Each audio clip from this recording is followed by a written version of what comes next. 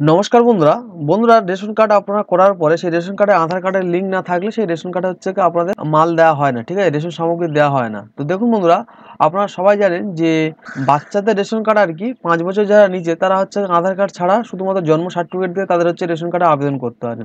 কারণ দেখুন বন্ধুরা, রেশন কার্ডে আবেদন করার পরে কি হয় না হচ্ছে রেশন কার্ডটা আপনারা হাতে পেয়ে যান। এবং দেখুন এখানে আমি হচ্ছে লিঙ্ক লেখা আছে, দেখুন আধার কার্ড লিঙ্কের এই হচ্ছে কি রেশন কার্ড। তো এই রেশন কার্ডটা আপনারা আধার কার্ড ছাড়া কীভাবে এই রেশন কার্ডটা হচ্ছে কি আপনারা হচ্ছে ইকেআইসি করতে পারবেন।